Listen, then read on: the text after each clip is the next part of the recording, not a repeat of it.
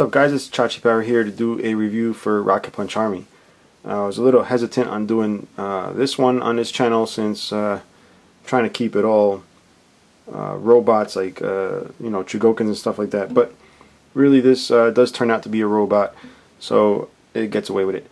But I believe this is my first foray into the Marvel Universe. I don't really have any action figures, but this is coming from Hasbro, and it's part of their Marvel Universe. This is from Series 3, number 017, and this is Ultron, which I thought was pretty cool. It's like a mix of Ultraman and Voltron put together, so cool. And on top of that, it's a robot. So what I'm going to do is I'm going to read you what it says on the back. Originally created by Hank Pym, Ultron became self-aware and rebelled, swearing to destroy all of humanity. With adamantium armor, superhuman strength, and the power of hypnosis, he poses a great threat to the human race. Each time the Avengers think they have destroyed him for good, he finds a way to rebuild himself more powerful and dangerous than before. So ultimately, he is a big badass. Of course, he's a robot, so what else do you expect? Since I come from the old school of action figures with like 4 points of articulation, I was definitely interested in picking this guy up. Even though I picked him up, put him back, picked him up, put him back, picked him up, put him back, about a few times before I said, what the hell, let me just get him. So what are my impressions? Well, I don't collect action figures, I don't play with them or anything, and you guys know I do collect robots. So when I took him out, I figured he was going to be like a SH Figure Arts figure from Bondi. If you guys aren't familiar with that, you should look it up. It's SH Figure Arts. And I figured he'd just be like a small version, modern technology, articulation, stuff like that. And when I first took him out, I was a bit disappointed. Now this is usually due to the fact that I do deal with more higher end toys, but now that I've had a couple days to mess around with him, he's not actually that bad.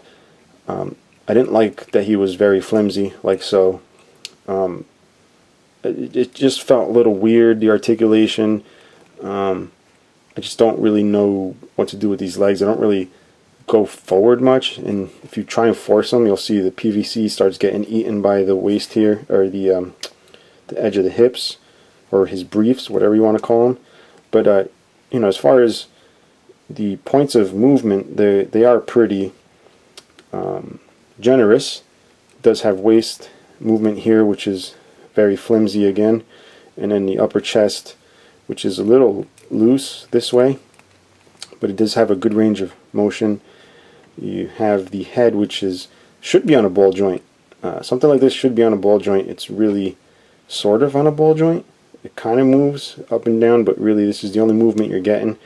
You do have these little shoulder armor pieces, which do pop off. They're hinged here with little tabs. You do get the swivel here on the upper bicep. You do get the elbow here, which has a pretty good range of movement. And then you have the hand, not on a ball joint, but it does swivel around. The sculpt is really nice overall. So it's not too bad, although I was a little disappointed. Feels a little flimsier than I'd like. But it does come with a cool little stand. Let me show you guys that. So you're able to just stand them, so it's not a problem. He does look pretty good displayed with all my other robots, and I think I paid around $4 for this. I guess in the end I'm just nitpicking because after all, this is a tiny figure, and I am trying to compare it to the other stuff I am used to handling. Because if I had this as a kid, I probably would have had a tiny panic attack at how cool this is. So even though I paid $4, they range from, I guess, $7 to $10 depending where you go. So I liked it. I think even the casual action figure collector like me would think this is pretty cool. So definitely check it out, guys, and if you have any questions, comments, leave them below.